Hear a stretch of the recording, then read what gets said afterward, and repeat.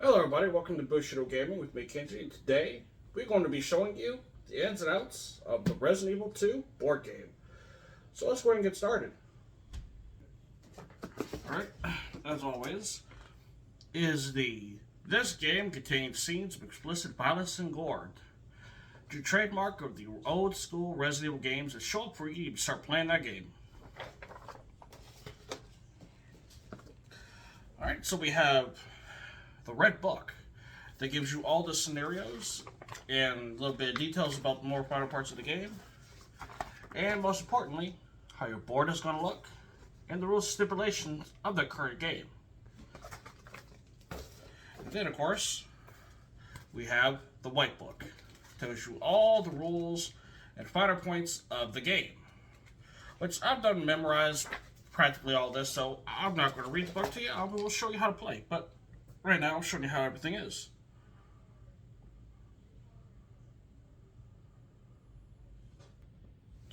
Alright, so these are the cards that are in this game. And these are your character cards. You got Leon, which you can see some print on there maybe. And I'll explain what it is.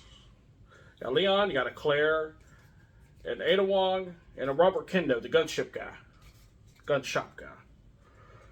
Then, of course, you have your creature cards. You got the zombie dogs, lickers, regular zombies,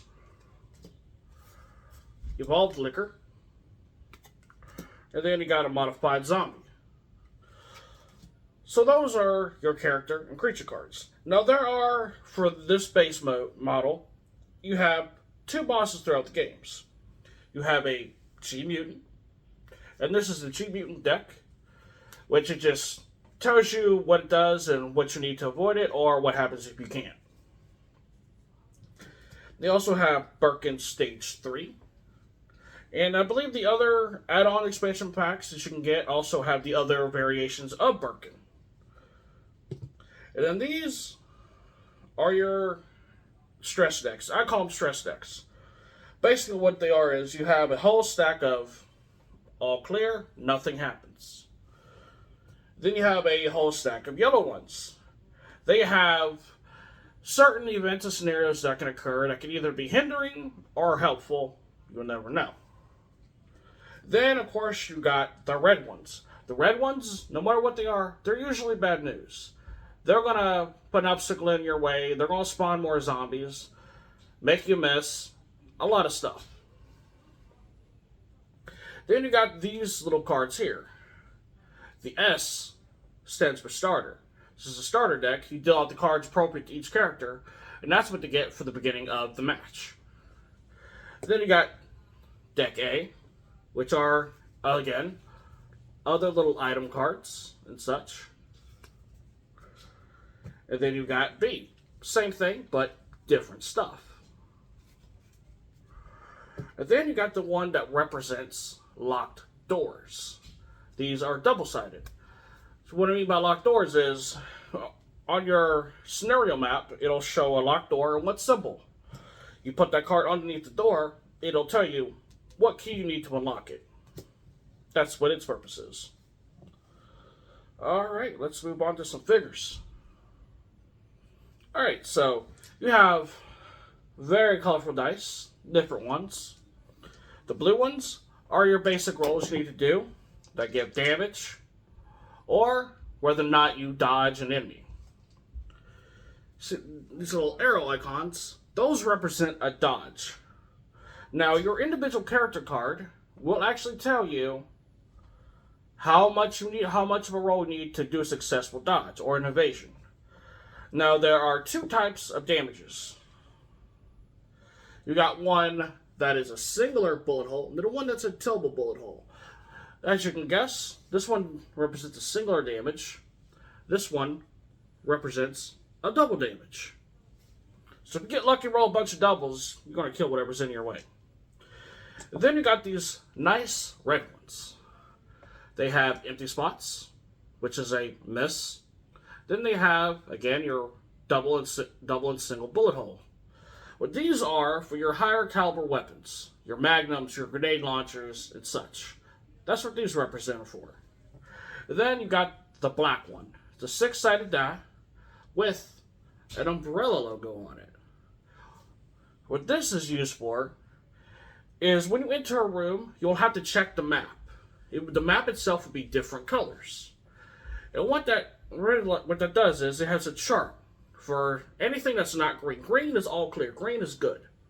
It'll represent what you need to roll to determine what happens if you go in that room. It can do anything from nothing to spawn zombies or spawn some corpse tokens that may or may not rise. And I'll get into that later. So now we're just going to go ahead and pull out the figures so I can show you what they're all about. Alright, so now we have some of our figures out. They represent each character. The gray ones are your actual players. This is Robert Kendo. Kind of wish I had a better zoom for you guys to get a more detailed look at it, but gotta do what you can. We have a Claire one. Leon. And then we have a Ada. So those are your players. Then here's some zombies for you. The red ones always represent enemies. Just gotta turn around so you can kind of sort of see them. These are your zombies. Now, the kit comes with a lot of zombies, but I don't want to pull all of them out. But that's what the zombies look like. But then, of course, would it be a old school Resident Evil game without some zombie dogs? There's a couple of these. These will usually spawn on higher missions or when you get a bad roll on the scenario board. And then, since it is Resident Evil 2, of course, gotta have some lickers in there.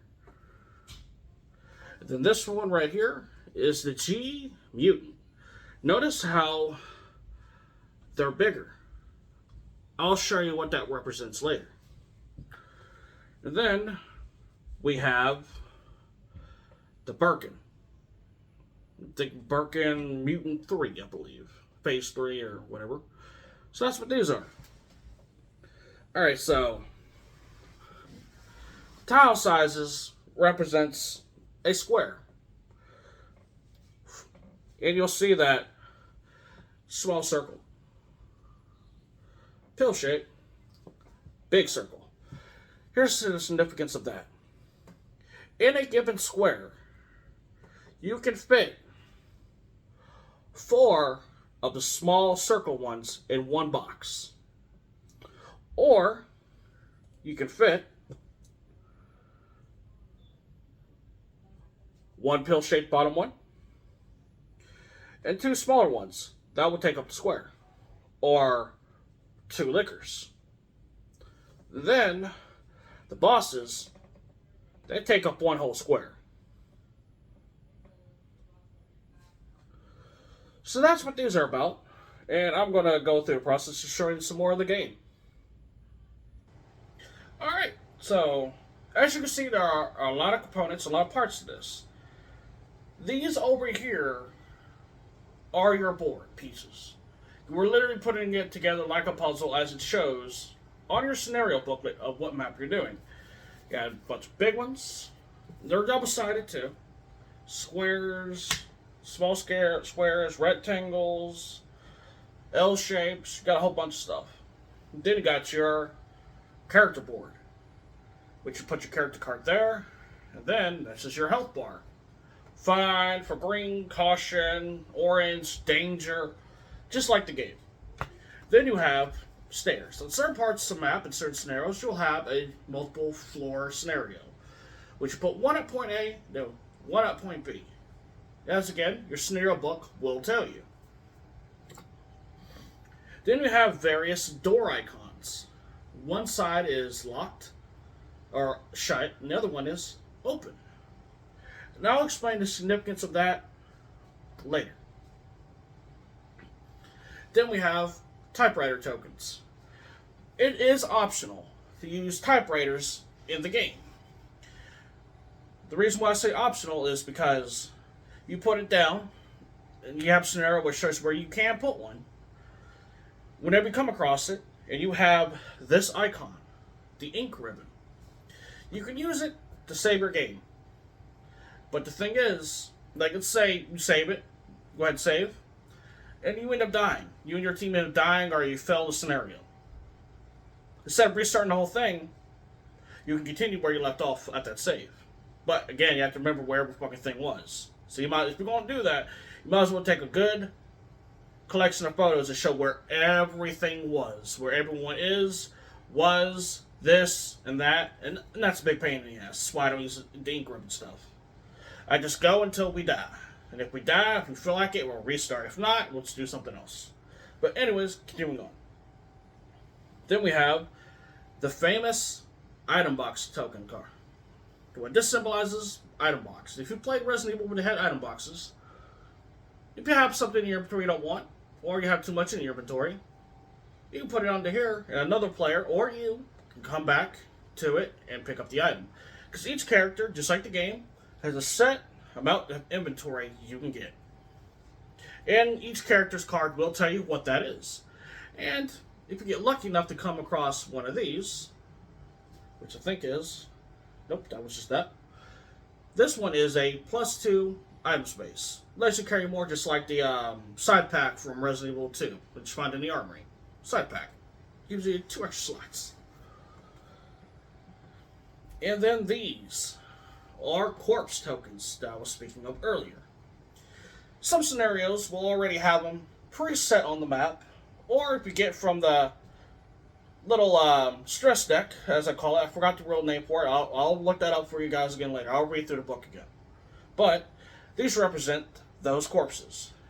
And what can happen is, when you go in there, the black dice I showed you earlier, you've got to roll it.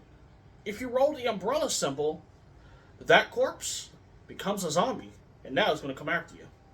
So that's what these represent. Then, as you told you earlier about the A and B decks, these are their tokens. You put them on the map, and that represents that A or B for that deck. And when you travel on it, you pick it up, draw, and hope for the best. And then you've got these things. These come from the stress deck. Or if you do a bad roll on the scenario board for the room that you're in, they will have you put these tokens down for that specific scenario going on. And now we have damage tokens. The blood splatter represents a damage token, and each one has a health bar.